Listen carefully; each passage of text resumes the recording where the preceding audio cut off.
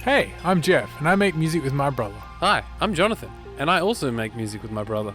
Together, we are Ekko and Sidetrack, and we make music that sounds like this. And this. And even this.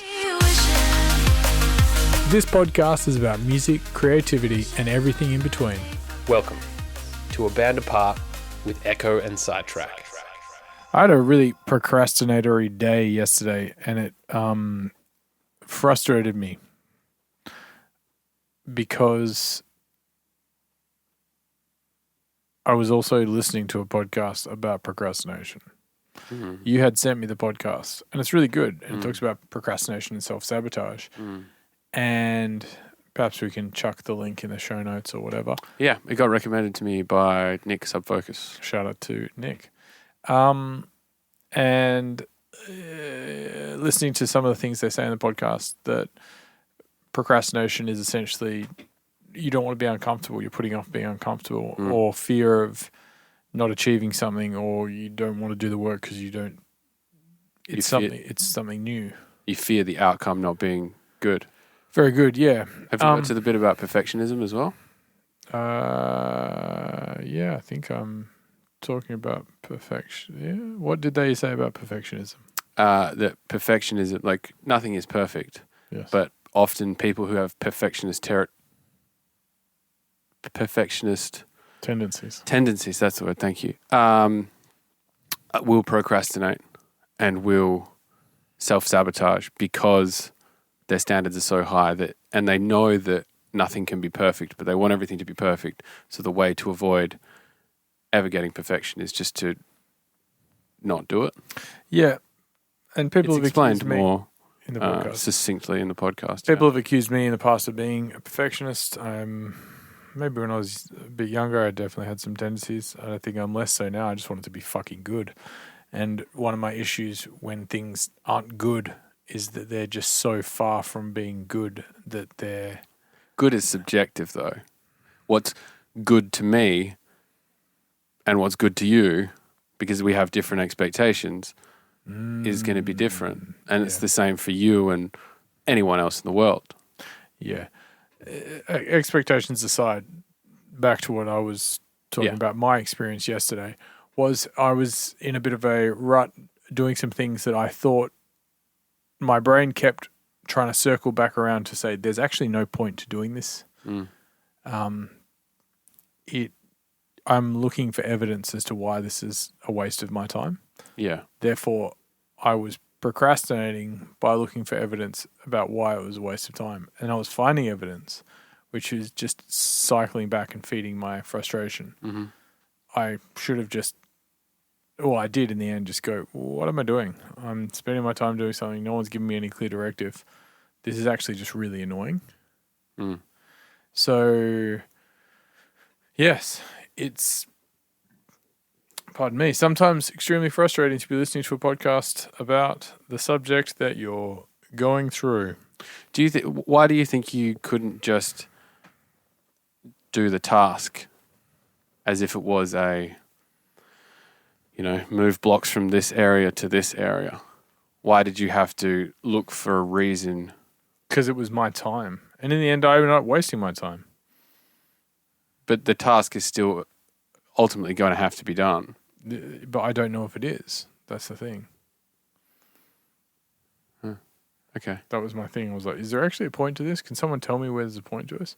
And then that led into my frustration to the afternoon to being a little bit frustrated with the music scene at the moment, or a few other things. And I kind of let it all go and then had my time with it. And then I somehow it's kind of popped up again today. How do you let go of your frustration? Like, what's your tactic?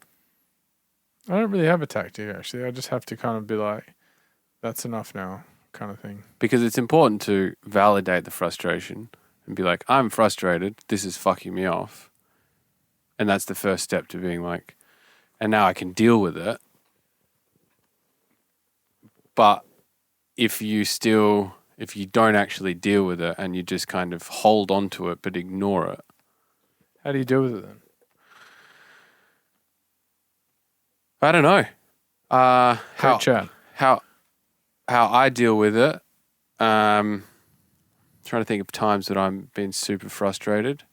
I mean, this week I think I had moments of like I had felt a bit of angst and annoyance. No real thing, just I felt tight, and my solution was to go to the gym.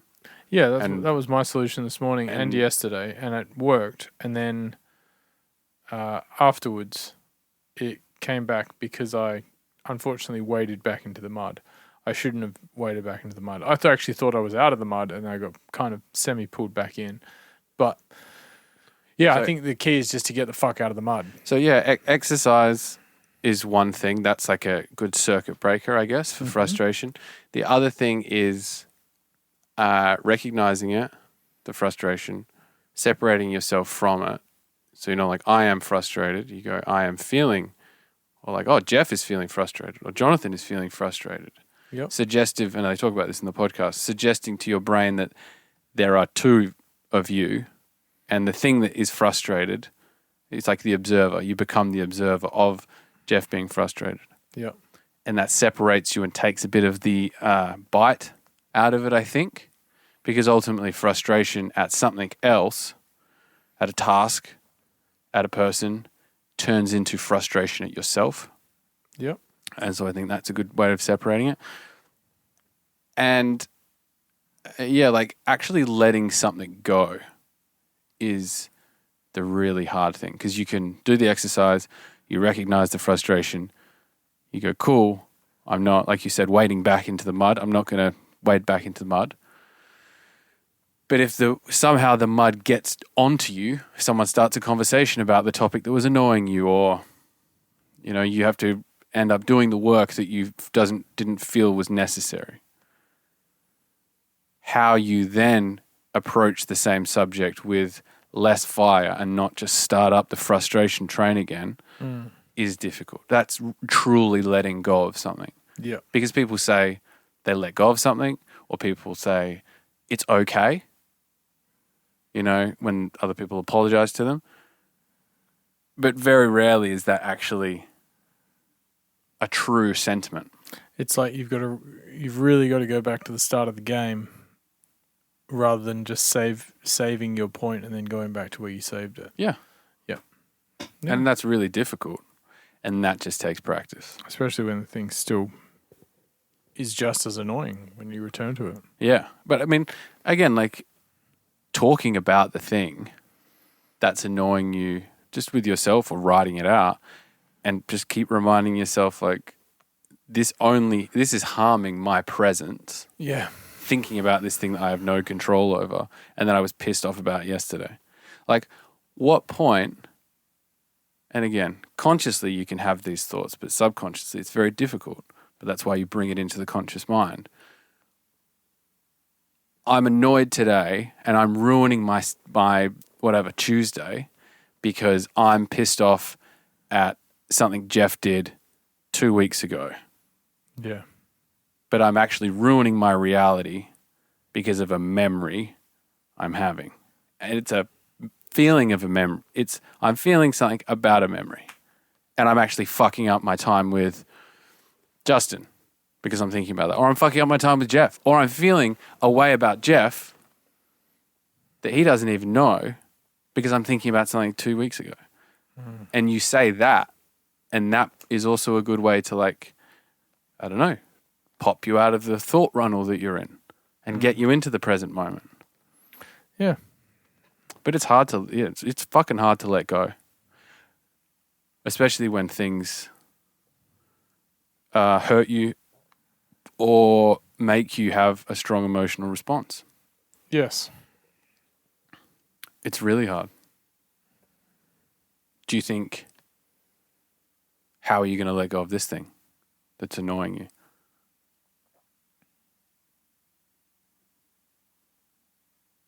You got any active ways to do it today?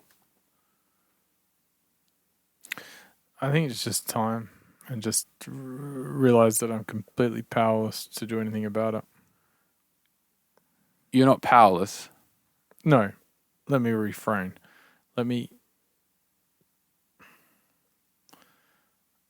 I am powerless to change what that thing is doing. I can only control my reaction to it. Yeah. That's all I can control. Yeah. Which actually makes you very powerful because you are in control of how you feel and in control of the perception of your reality. Yeah, so I brought some bad juju energy to the podcast this morning, and for that I apologize. But I am, unfortunately, an emotional person that can often wear their feelings on their sleeve.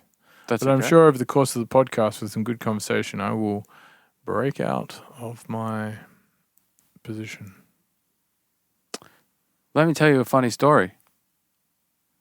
Talking about Japan last week. Yes. On the previous podcast reminded me of a humorous story. Have you ever used a sex toy? Yes. What kind of sex toy? Be more specific. Any kind of sex toy, just with a partner. Yes. By yourself. I have used a sex toy. Good. I think they're great additives to the bedroom. And they're very interesting, and I've, been interested in them over the years. And two of my friends, Eric and Sarah, go to Japan a lot, and they brought me back this is like a couple of years ago. They brought me back a sex toy. And this sex toy was it's like a fleshlight. Whoa. Except I've never used one of those sex toys. I've only used... Anyway. Like sex toys on other people. But it was like a disposable fleshlight. So it was like a single-use thing. And it was funny. And they're like, oh, you'll love this. Ah, ha, ha, ha. And I got to tell you, I did love it, Jeff. I fucking did love it. Whoa. So it was like it kind of looked like a lube, like a shampoo bottle, like a lube bottle. It was shaped like a penis. And you put your penis inside it, and there was like a hole. It was full of lube, and it was tight, simulating a vagina or a butthole. And what was the opening like? Nondescript, circular. The opening was circular. Yeah, I think the opening was circular, and like the inside was just like whatever. It was plastic and wet and kind of tight and whatever. It felt like the inside of someone. Whoa. And there was a hole at the end of it. Okay. So the idea is that you could put your penis inside. Yep. And then put your thumb on the hole, and it would create a suction. Ah, similar to creating a low pressure system. Yeah. Okay. So I get given this thing. I go home. I don't think. Do you laugh when you get it and you go, oh yeah, I laugh, but of course I'm, pretty open and say like, I'm definitely going to try this thing. Yeah. Like, yeah, you would, blah, blah, blah. And so I go home. I leave Eric and Sarah straight away. And on the drive home, I put it on my penis. No. On the drive home, though, I'm looking over to it. It's on the front seat. But are you also going, has any of your thought already gone, single use my ass? Yeah. well, no, honestly, that was my thought after I used it. Okay, well, let's go. Which is fucking gross. I know it's gross, but anyway. I could just wash this thing out. So put it in the dishwasher. So I go home. I don't think I use it first day, but whatever. A couple of days later. Now your life is framed as like we're at T-minus 6 days. I've had the suction device for 4 days and I haven't used it. It's like a countdown. What's the timeline in Terminator 2? It's like to not D-Day. Yeah, it's like D-Day. It's like post D-Day. You're like post suction device ownership. So I have disciplined myself not to use it for the 4th day. I wake up and it's looking at me, yearning for my penis. And this is like when I'm single. This is 2017. I'm pretty sure. Okay. It's 6 years ago. I was merely a boy. So I go home, whatever. And the next Would couple your reaction now be any different to the story you're telling? No. Okay.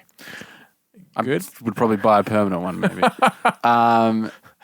So I go home. A permanent one being one that's permanently attached, or one that you can reuse. Check this out.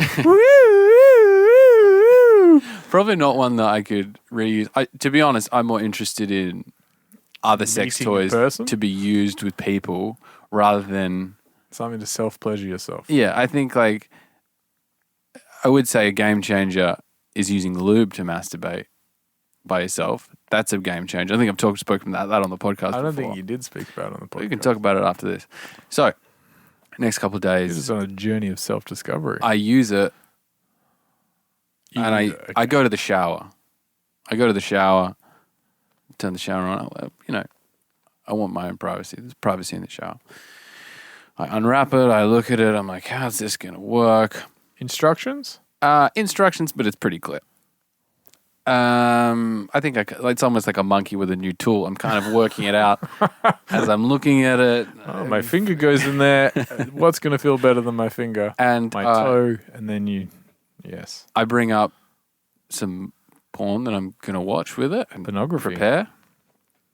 Did you, out of respect, did you watch Japanese porn? No, I can't remember what I was watching. It was 6 years ago, wasn't it? It was. I don't know if my tastes have changed that much. So that's beside the point. But I bring up some porn. I start to get aroused, and I've got the thing there, and I'm thinking it's going to be weird because it's simulating having sex with someone, but someone isn't there. So do you thrust your hips or do you just use your hand and masturbate with it? I have had limited experience with this. But not no experience. No experience. That's a story for another time. So I put it on. Yes. Looking at the video. Yes. In the shower? I'm outside of the shower. But the water's running? Water's running. To create to create the illusion that I'm in the shower. That's, and you've got a fucking inflatable person rigged up like Home Alone's just in case someone looks in the window. It's like, Jonathan's just having a shower. Definitely not masturbating with a plastic object around his dick like I can see him. Okay, so I put it on. Yes. One pump. Feels pretty good. Whoa. I'm like, whoa. I don't even look at the porno. Pull it back. Whoa. Another pump down. I put my thumb, pump up. Yep. And get lost in a haze of pressure and suction. Maybe 2 more pumps, and I come into it. Jesus. It's like prematurely ejaculating with the sex. I want it back. And originally my plan was to try to pull out and maybe reuse it again. But I got in this haze of like, my God, this thing is incredible. And so I come and I'm looking at it and my phone's kind of auto-locked. And then I kind of start to feel that shame. Oh. Because it's like... I fucked a robot chain. Kinda. It's like, that's dirty. And that's not a good feeling. You shouldn't feel that way. No. And we're fighting that. We're trying to fight that. And so I have my shower. I leave it there. I leave it on the sink. Oh, you're very private about your shower and very fucking spy-like, and then all of a sudden you just leave it out for someone else to find. Don't touch that thing. And then I start thinking like, should I use it again? That's pretty gross. Maybe I can clean it out. Maybe the top can unscrew. And I go back, I'm drying myself off and start inspecting it. And there's nothing you can do. It's sealed. It's completely finished. It's done. It's a pure system. It's a system. And so I thank it for its service. And then I keep it under my bed. because maybe I'll find a better way to clean it in the next week.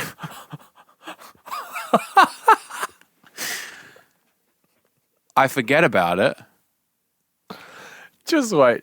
So you say, no, it can't be done. That's crazy. And then you go, but maybe Jonathan in the future will have an idea about how to clean this device. Yeah. Are you like in that time, during that time, are you like feverishly Googling?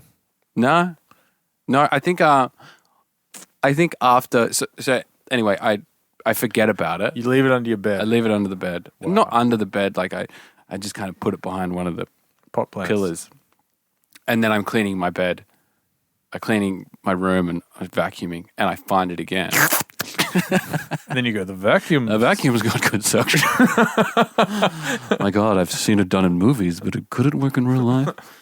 And then I find it and then I go, oh man, that's fucking gross. I'm throwing it out. And then I throw it out and it's out of my life. Maybe a week later, Dad comes in and says, what the fuck? do you know anything about this? This was in the It compost. just sucked me off in the compost bin.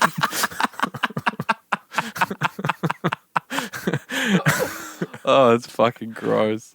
So, yeah, so a week later. Does it call to you like the ring?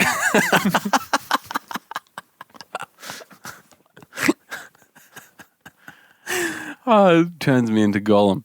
I started to Schmeagol, but I turned into a Gollum at the time. Yeah, so Dehydrated, just about a week later, I kind of go, ooh, maybe I could just buy another one of these because it was good. Did you start looking at flights to Japan? No, I didn't go as far as that. I just started looking at more sex toys. And that's kind of looking at fleshlights in a slightly more serious way. But even when I was searching for them, I was like, it's kind of, I don't think I'm into it. That felt good and I appreciate my time with it, but it's not something I regularly want to do. I don't want to come home and be like, okay, I'm going to have a wank and get some sort of plastic. Talk about single-use plastic fucking use as well. Yeah. That's It's a pretty decent sized piece of plastic as well. That's bad for the environment. Super bad for the environment.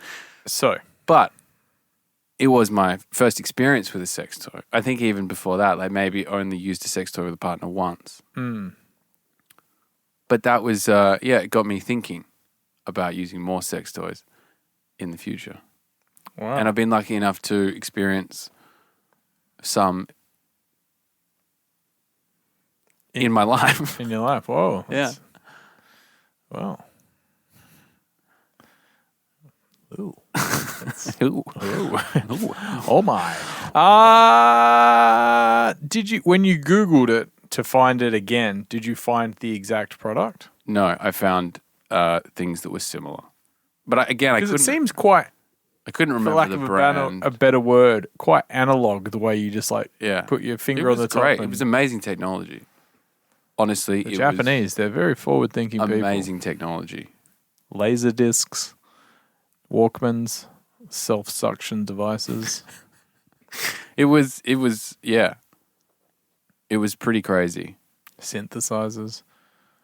Shout out the Japanese family. Wow. Yeah.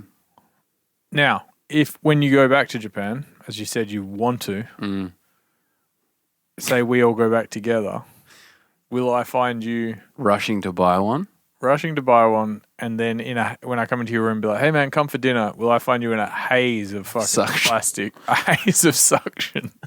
He's in a suction haze. No. I'd probably buy another one. I'd probably try it again. The memory. Again, it's 6 years ago. It's like become this Everest of a memory. Maybe it's not as good as I remember. Or maybe it is. Maybe it's better than I remember. In line with what we were talking about last week about memories, what's stronger? 6 years ago, you being sucked off by a Japanese sex toy, or your birthday last year? My birthday last year. I had a great birthday last year. That's that. I mean, that's had more emotion about it as well. I don't know. The sex toy was just like a thing I did by myself one time, and almost has a bit of shame about it. I think telling the story publicly and telling the story and kind of laughing about it and making jokes about it helps relieve some of that shame, for sure. But yeah, my birthday last year is definitely closer in my memory. And closer to your heart, maybe. Yeah. Even like I think I saw the video of everyone singing me happy birthday, and that reminded me of it and how nice it was to have. I've got a video of you being sucked off by the Japanese toy here that I set up in your bathroom. Perhaps we can jog your memory. And I think my birthday last year was more memorable because my birthday when I was living in London in 2020 was just with Jim and Shawnee. But this time I got to do it with More people. My partner, Yep. my brother, Connor, Josh, Jake, Steffi. Yep. There was loads of people there, and it felt like, this is what like a party with friends in London feels like for you. Yeah. And so I think that's why it was more, not unsurprisingly, more memorable than being sucked by a piece of plastic. Yeah. I mean, that's a hell of a time. You spoke a little bit more this week about memories. I sent you a DJ set. Yes. And it kind of invigorated your spirit, and you said you wanted to talk about it on the podcast. Yeah. So, writing the album, and we talked about this the week before last, there's a certain amount of closed offness that you have to the rest of the world because you're focusing just on writing your music. You might not be listening to as much drum and bass or as much music. You're just focused on these 10 songs. This is what we're doing. Yep. And now that that's finished, I've want to switch my focus to the sub, to the scene more and drum and bass in Perth. And so I went out a couple weekends ago to see Dillinger play. Yeah. At Geisha on a Sunday. Nice. It's like at a new club night. Yep. That Sammy the Sinner's running, Smile High, which is really cool. And I guess like I want to recapture the pulse that I felt when I was 18. Recapture the pulse. When I was 18. Yes. At the 9 or at Inhibit shows or going to the Cube at Shape. Yep. And so I went out and partied and really enjoyed Dillinger's set.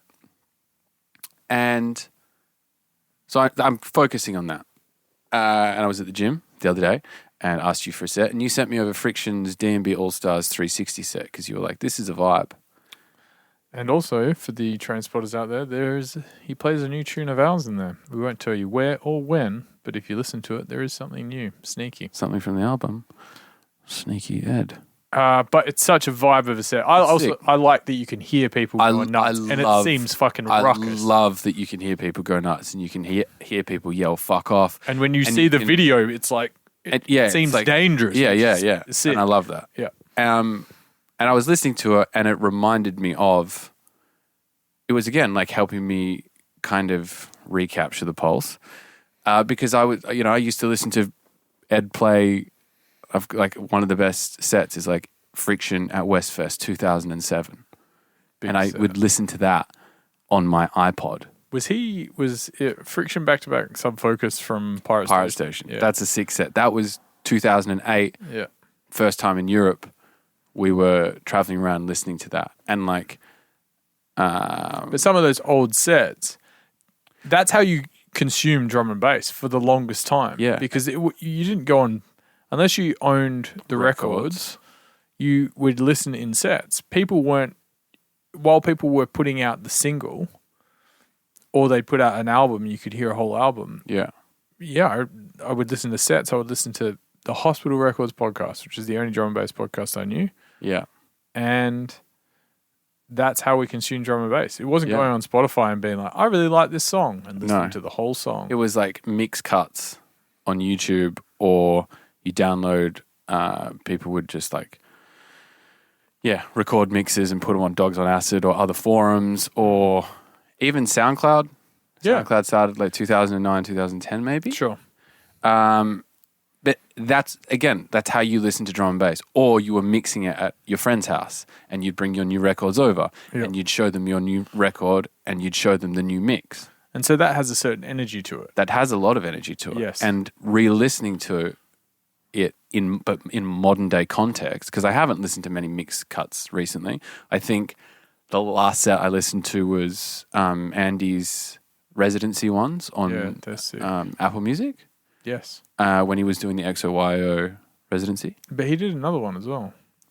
He did another one? I think his 174 mix that was like his UKF stream as well. Yeah. Listen to that and then like, other sets. But not as much as they have been. And so hearing this one was like, fuck yeah, I'm excited about drum and bass. I'm excited about mixing. Yeah. And again, finishing the album, working on music, we don't mix as much. Yeah. But now I'm excited to like, let's go have a mix. Let's have some beers. Let's download new music. One of the things I'd like to do. Yes. Is reset up our vinyl turntables. Yes. Organize our records. Yes. And mix some records again. Yeah. For fun. Because it's like, a lot more organic. It's more organic, but it's also a great way to like, it's got a bit of nostalgia about it. I haven't heard this tune in fucking ages. You're going through records and seeing them rather than scrolling through Beatport and playing 30 seconds of a tune and being like, do I like this song? Yes. Yeah, and I just felt excited. And it's the same as I felt when we saw Andy play at Rhythm and Vines, or when we saw Friction play at Rhythm and Vines. Or Josh Graphics play at Rhythm or and Josh Vines. Graphics. Because we're exposed to more music. Yeah. We're just like, oh yeah, again, you're in it, you forget. Because when you do put your blinders on and go into a room and make a lot of music, you do forget that you're part of a greater scene. Yes. And then to be part of a greater scene is a way to get the juice and the inspiration. Because without the scene, the music doesn't exist. Yeah. As we spoke about in podcast previously, about like now it's up for everyone else to absorb the music that we've put out there. Yeah. And I think I want to be part of the scene more and like kind of have that energy, because I think that's the kind of energy, that curiosity that we've spoken about before. That's what keeps you like relevant, and that's what keeps you young, and that's what keeps you doing new ideas and trying to experiment with like evolution, basically. Yes. Rather than stagnation like that. Yes. And I would say, not that I feel stagnant, it's just that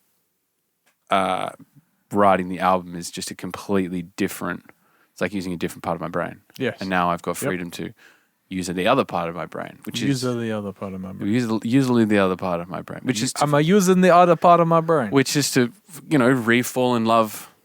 fall back in love with drum and bass to some extent. Not that I was out of love with it, but, recapture the pulse. Jonathan is recapturing the pulse. Did Stellan Skarsgård? You want Stellan Skarsgård to say that. I've said that. But I don't think he does. I think he says something like it. Recapture the pulse. What else? What's the other thing? I said it was about when I was down in Denmark. Something about a volcano. The caldera. The caldera's going to blow, or something. I love that guy. You've got to watch Thor. Have you seen Thor? No. I know you're not into the Marvel movies, and I'm not particularly either, but the first few of them are funny. But Stellan is... Stellan Skarsgård. Stellan? I don't know. Steven? No. Steven Skarsgård. No, it's not the father's name. Stellan. You don't know what's going on here. You're too young for this kind of thing. He's the main guy. He's the main doctor that finds the cube of something.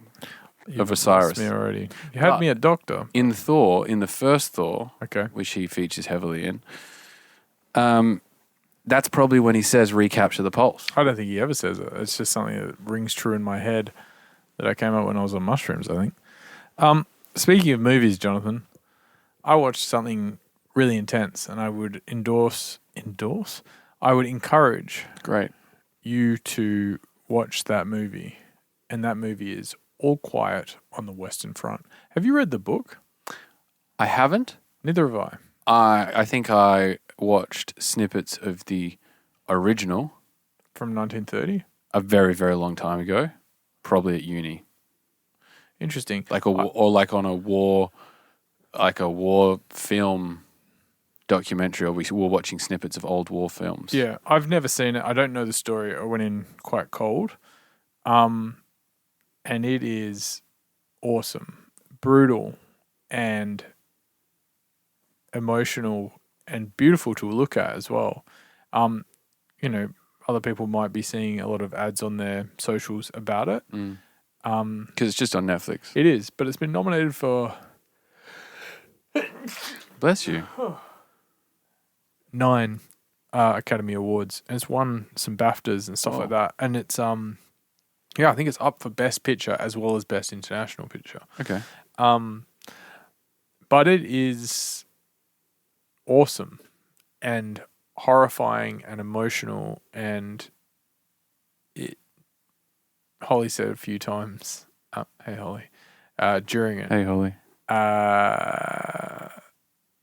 don't ever go to war. Oh, man. And I was like, don't worry, I'm far too much of a coward for that kind of thing. But one, I'll desert you and the family before I fucking go to war. There is a moment at the start, where they're all so excited to go to fight for their country, and as I was watching it, we were basically mentioned, like, I don't think that kind of honor can be sold to people anymore. Like, this is 1915, or I think he goes off during the war, so it's like 1917, and he's like, it's all about honor, and they're all young people, and there's this guy standing there being like, we're the future of Germany, we're doing this, it's, and everyone's getting pumped. And I just don't think you could sell that in this modern age about war. And I don't think they do. I mean, they've just done a draft in Russia several times, I think. But anyway, I was just like, I couldn't get that excited about going off to fight. Well, this is like, we know too much now. That's what I mean. Back then it's like the propaganda was, we have to defend the motherland, and there had been several wars. There'd been a lot of wars, and places, Germany had, in the late 1800s, there'd been a lot of fighting within Europe. This World War One and World War Two World War One was the first time on a global scale people saw machine guns and automatic weapons. Yep. Because I don't think the machine gun was invented maybe late 1800s or barely used until the early 1900s. And it's like, that's where you saw, 1,000 guys go running at machine guns and they all die. It was like horrific things. Yep. And it was also, I think, like you bought the propaganda. So people in the West were told that the Germans were like barbarians and they're Huns and evil and they'll eat your kids and all this stuff. And you swallowed it because people didn't know any better. But also in Germany, you were sold more on the, like, we have to defend our motherland. We need to expand. Pride. Yeah. And it's crazy. And I don't think, I think we know too much now. We know that, someone in, like, I'm not going to go to war with someone in any country because I know that we are way more similar than different. We're the same thing. And what am I going to do? Go kill another person, another guy my age to appease some like older politician's job? What you've just said is how this movie kind of gets presented. It's really incredibly done. Yeah. And I don't know how true it is to the book, or whatever it is, but the way it's told is really moving. I'll give it a watch. Really, it's I think it's more intense than Saving Private Ryan. That's a very difficult thing to do. And not in a gross way. For a while some movies would try and be like, we're gonna go over the top. This is like incredibly realistic, brutal, and visceral. I found there hasn't been many good war films that depict war in like quite a realistic way. I think the message is good as well. Like you get the sentiment of what the book is trying to get at. So sorry, I just had to interject. Saving Private Ryan was really like, fuck, that's what Normandy was like. That's what World War II was like. Band of Brothers, again. Captured it well. I also think the most recent one to do it really well, which, again, very visceral and kind of stuck with me, was Fury. Fury was good. Again, like that, the kind of, there's not much comfort in those movies. There's not the light point. It's all just like, no, that person is going to die, or that person is dead, or the horrible thing that happens in war just happened. This isn't letting up. And that's the reality of war. Yeah. Yeah, it's very, very intense. But the movie was excellent. And the cinematography is great. And the music is really, really cool. Okay. So I'll try to watch that this week. Yeah.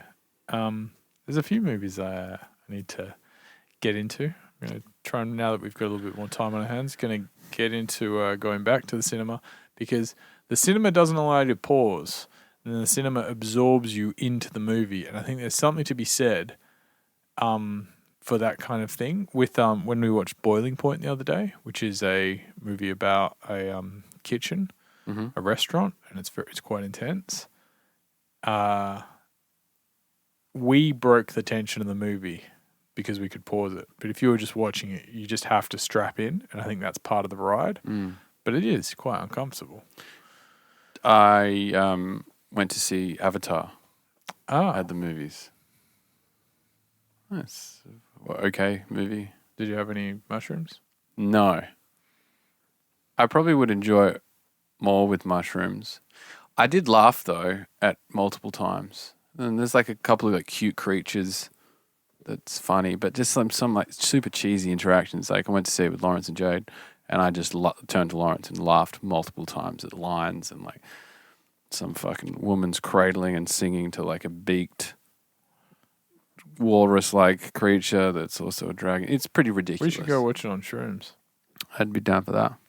It would be pretty intense though. Yeah. But we can try. I also watched Hereditary the other night again. Again? By yourself? No, again with Lawrence.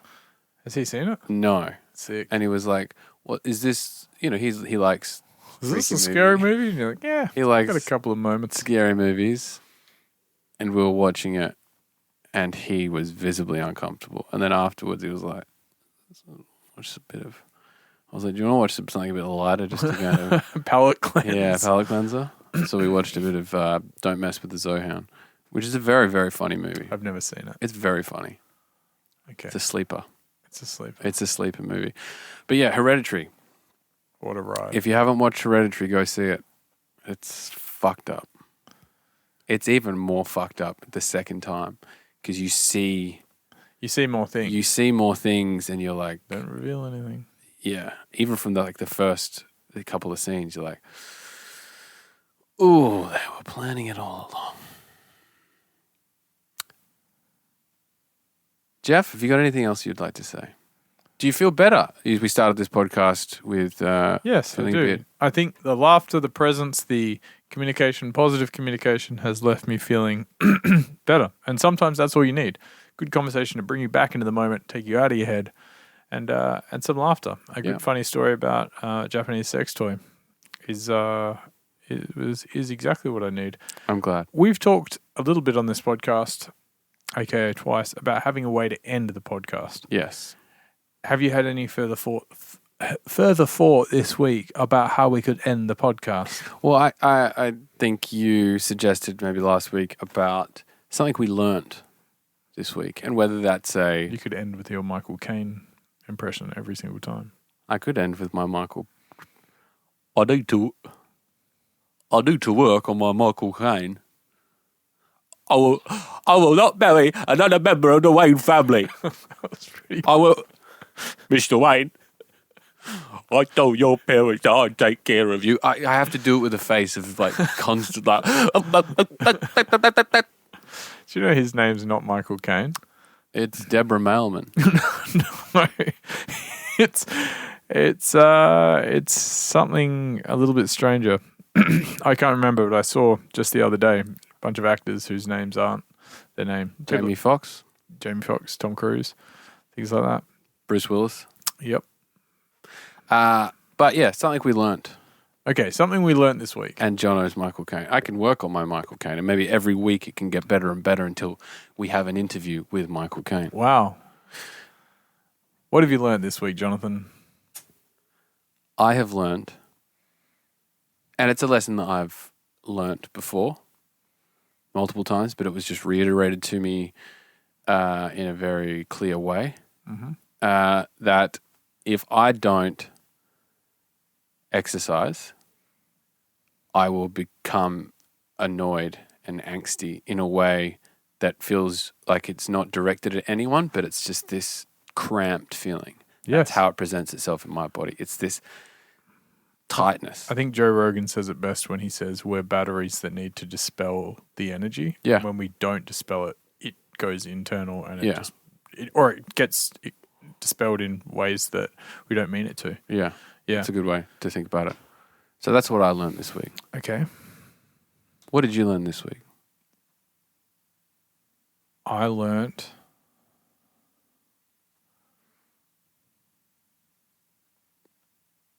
That dogs lay eggs.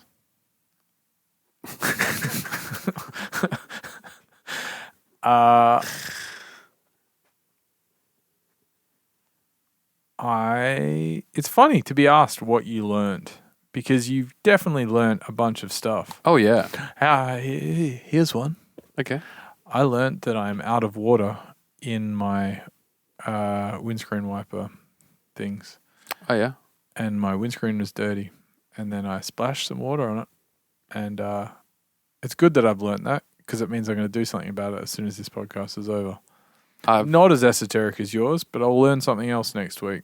But it's not about how esoteric it is or how valuable it is or how deep it is. It's just about learning something. I've definitely been in that position before and taken my water bottle and I've done it at lights when it's windy and the water just comes off. I've done that. And then the light goes green. Nightmare. Absolute nightmare. Jeff, I've enjoyed this podcast. Thank you very much for having it with me. I love you. I love you too, buddy. See you next week, guys. Thanks for listening to this week's podcast. We are Ekko and Sidetrack on all social media. We've recently updated our YouTube. Go and give that a subscribe so you can keep up to date with all the latest video podcasts. And follow us on Spotify too so you can keep up to date with all our latest music releases. Big up.